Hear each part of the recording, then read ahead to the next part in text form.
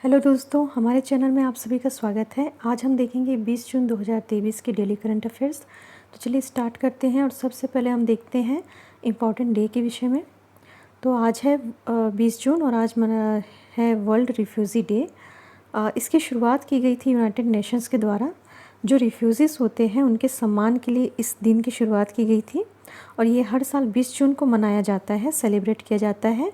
और क्यों सेलिब्रेट किया जाता है? तो जो रिफ्यूज़ीज़ होते हैं जिन्हें किसी संघर्ष के चलते या किसी उत्पीड़न की वजह से अपने घर या अपने देश से पलायन करना पड़ता है, तो उनके सम्मान के लिए, उनके संघर्ष के और उनके जो करेज है, उनके लिए ये दिन को यूनाइटेड नेशन ने इसके दिन की घोषणा की है।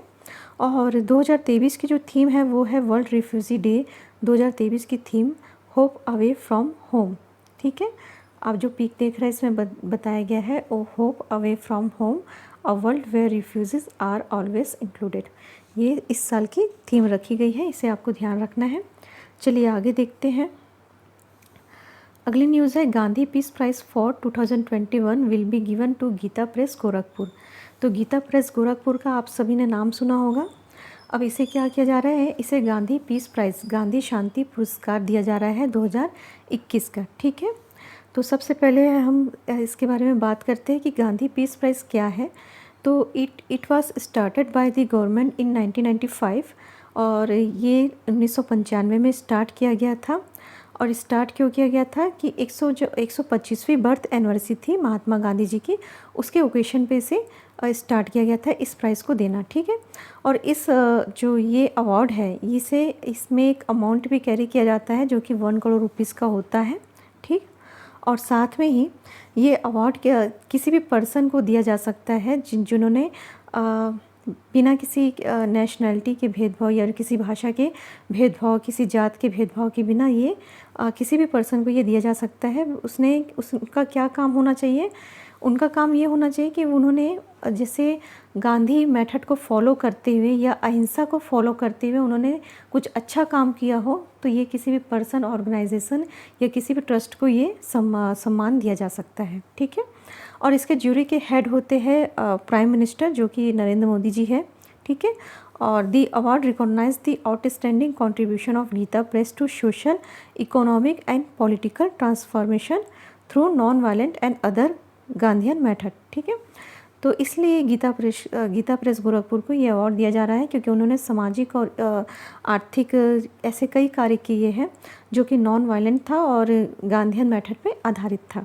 ठीक है, अब थोड़ी सी जानकारी लेते हैं हम गीता प्रेस के विषय में। तो गीता प्रेस जो है वो 1923 में इस्टेब्लिश की गई थी, स्थापित की गई थी और इन्होंने 41 करोड़ बुक्स, 41 करोड़ बुक्स इन्होंने अभी तक पब्लिश किए हैं, जिसमें से 14 लैंग्वेज के साथ इन्होंने ये किया हुआ है। और अभी तक इन्होंने 16 करोड़ श्रीमद् भगवद गीता, 14 लैंग्वेज में 16 करोड़ श्रीमद् भगवद गीता पब्लिश कर चुके हैं।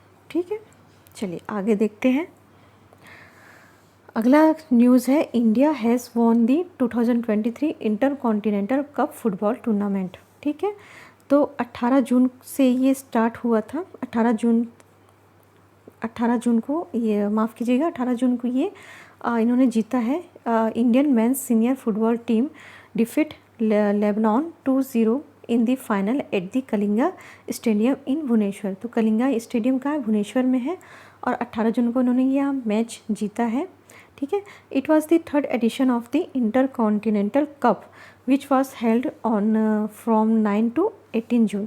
9 से 18 जून 2023 तक ये जो इंटर कॉन्टिनेंटल कप जो मैच है ये आयोजित किया गया था और इसमें 4 देशों ने भाग लिया था, 4 देशों ने पार्टिसिपेट किया था इस टूर्नामेंट में। और ये it was launched in 2018 as a replacement for the Nehru cup. ठीक है, और this is India second title in the tournament after their victory in the inaugural edition in 2018। तो इसका फर्स्ट एडिशन जब हुआ था 2018 में, तब भी इंडिया ने यह कप जीता था और उसके बाद इन्होंने अब जीता है। और नॉर्थ कोरिया जो है वो सेकेंड एडिशन में टूर्नामेंट में ये टाइटल जीत चुके हैं, जो कि 2019 में था। ठीक है, चलिए अगली न्यूज़ है स्पोर्ट्स से रिलेटेड, और भारत की पहली महिला कबड्डी लीग 16 जून को दुबई में शुरू हुई। ठीक है, तो जैसे क्रिकेट में आईपीएल होता है, आईपीएल आपने देखा होगा, तो जैसे क्रिकेट में जैसे आईपीएल बताया जाता है, आईपीएल का आयोजित किया गया था, उसी प्रकार से ये WKL यानी वुमेंस कबड्डी लीग स्टार्ट की गई है दुबई में। ठीक है, Pradeep Kumar Nehra is the director of the women's kabaddi league. ठीक है, और APS sports is the primary organiser of the women's kabaddi league. तो प्रदीप कुमार नेहरा जो है इसके डायरेक्टर है वुमेंस कबड्डी लीग के, और APS स्पोर्ट्स जो है वो प्राइमरी ऑर्गेनाइज़र है यहाँ पर। और the women's kabaddi league will be continue for 12 days from June 16 to June 27 at the Shabab Al Ahli sports club in Dubai. कहाँ पर हो रहा है ये? तो दुबई में Shabab Al Ahli sports club Dubai में ये हो रहा है, आयोजित किया गया है 16 से 27 जून के लिए। ठीक है, और इसमें जो टीम जीतने वाली है उसे प्राइज़ मिलेगा, जो प्राइज़ मिल रहा है वो रहेगा 1 करोड़ INR के इक्वल ही जो रहेगा इसका प्राइस रहेगा। ठीक है, यहाँ आपने देखा होगा इसमें जो टीम रहेंगी इनके भी इस तरीके के नाम रहेंगे, जैसे गुजरात एंजल्स हो गया, ग्रेट मराठास हो गए। ठीक है, और यहाँ पर इस जैसे IPL में जैसे टीम बनाई जाती है उसी तरीके से यहाँ पर टीम होंगी। ये 12 दिन तक चलेगा, और इसमें 8 टीम है, यानी 8 जो टीम है ये 8 अलग अलग स्टेट्स को रिप्रेजेंट कर रहे हैं। ठीक, चलिए आगे देखते हैं। कमल किशोर चटवाल IGL के नए MD बने। ठीक है, तो Kamal Kishore Chatwal begin his role as managing director of Indraprastha gas limited.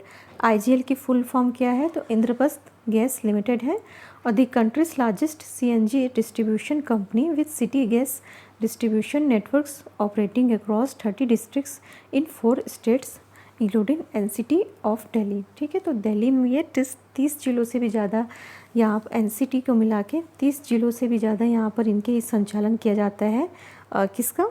IGL का। ठीक, और ये IGL के कमल किशोर चटवाल जो है वो डायरेक्टर बने हैं, MD मैनेजिंग डायरेक्टर। ठीक, चलिए आगे देखते हैं। आकाशवाणी और दूरदर्शन भारत में सबसे भरोसेमंद इलेक्ट्रॉनिक मीडिया है। तो इसकी घोषणा कैसे हुई है? तो DD India and all India radio have been acknowledged at the most dependable electronic media entities in the nation in accordance with the 2023 issue of the Reuters institute digital news report. तो एक news report है Reuters institute digital news report, इनके अनुसार जो DD India और all India radio है वो सबसे मोस्ट डिपेंडेबल इलेक्ट्रॉनिक मीडिया है, इस पर भरोसेमंद इलेक्ट्रॉनिक मीडिया है। ठीक है, अब रॉयटर्स क्या है तो इसके बारे में जान लेते हैं। तो रॉयटर्स एक ऐसा इंस्टीट्यूट है डिजिटल न्यूज़ रिपोर्ट का जो कि एग्ज़ामिन करता है, क्या एग्ज़ामिन करता है कि जो भी डिजिटल न्यूज़ प्रसारित किए जा रहे हैं उनकी स्ट्रक्चर क्या है, उनका डायनेमिक क्या है, कि क्या चेंजेस आ रहे हैं उसमें, ये सारी चीज़ें ये इसमें इस चीज़ों पे ये परीक्षण करता है, और उसे फिर ये जांच करके ये रिपोर्ट आती है। चलिए आगे देखते हैं।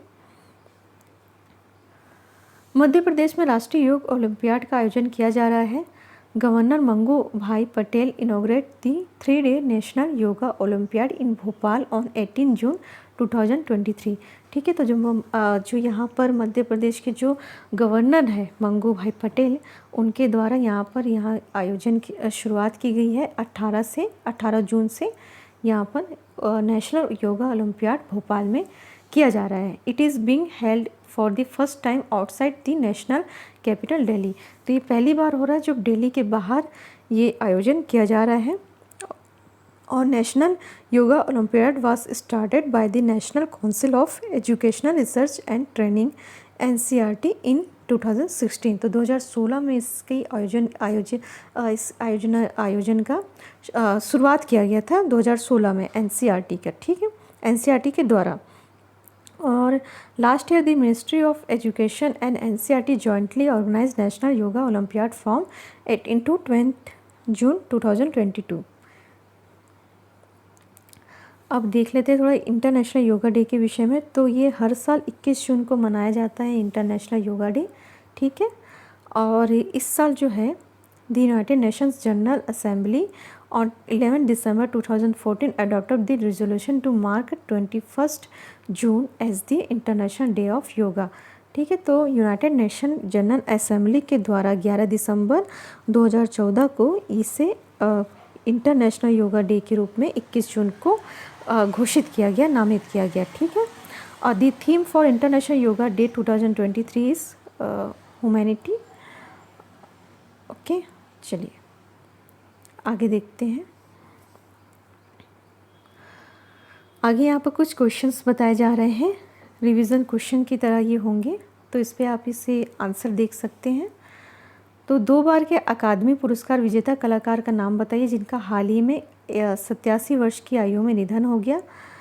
तो इसके जो ऑप्शन है रॉय हॉजेस, केन रसेल, वेनेसा रेडग्रेव और ग्लेंडा जैक्सन। तो इसका सही जवाब जो है वो है ग्लेंडा जैक्सन है, ठीक है। ये एक एक्टर भी रही हैं और 2 बार अकादमी पुरस्कार विजेता के कलाकार के साथ साथ ये एक पॉलिटिशियन भी रही है जिनका अभी 87 वर्ष की आयु में निधन हो गया, ठीक है। ग्लेंडा जैक्सन इनका नाम था। चलिए आगे देखते हैं। 17 जून को नई दिल्ली में उपराष्ट्रपति जगदीप धनखड़ द्वारा राष्ट्रीय जल पुरस्कारों का कौन सा संस्करण प्रदान किया गया है? तो यहाँ पर इसका आंसर हो जाएगा फोर्थ संस्करण प्रदान किया गया है। अब अगला जो है इसमें आपको बताना है कि सरकार ने मध्यस्थता कानून में सुधार की सिफारिश करने के लिए एक विशेषज्ञ समिति का गठन किया है। इसकी अध्यक्षता कौन कर रहा है? तो इसका सही जवाब है टी.के. विश्वनाथन, ठीक है। Government has formed an expert committee to recommend reforms in the arbitration law. It will be headed by T K. Viswanathan, ठीक। चलिए अगला जो सवाल है वो है निम्नलिखित में से किसने राष्ट्रीय राजमार्गों पर दुर्घटना संभावित स्थानों को सुधारने के दिशा निर्देश जारी किए हैं? Which of the following has released guidelines to rectify accident prone spots on national highway? तो इसका आंसर हो जाएगा National Highway Authority of India. National Highway Authority of India इसका सही जवाब है। Which country has recently raised the age of consent from 13 to 16 year? हाल ही में किस देश ने सहमति की उम्र 13 से बढ़ाकर 16 साल कर दी है? तो इसका सही जवाब है जापान। जापान ने अभी इस हाल ही में 13 से बढ़ाकर इसकी एज कर दी है 16 साल, ठीक। चलिए और अगला है question of the day. Question जो ये बताया जा रहा है इसका जवाब आप हमें कमेंट सेक्शन में जाकर दे सकते हैं। तो the Gandhi peace prize for the year will be given to Gita press Gorakhpur. आपको बताना है कि कौन से वर्ष के लिए गांधी पुरस्कार गीता प्रेस गोरखपुर को दिया जाएगा। तो इसका सही जवाब आप हमें कमेंट बॉक्स में ज़रूर से दीजिएगा दोस्तों। और आज के लिए इतना ही, हम अगले वीडियो में आपसे फिर मिलते हैं। तब तक के लिए थैंक यू, धन्यवाद।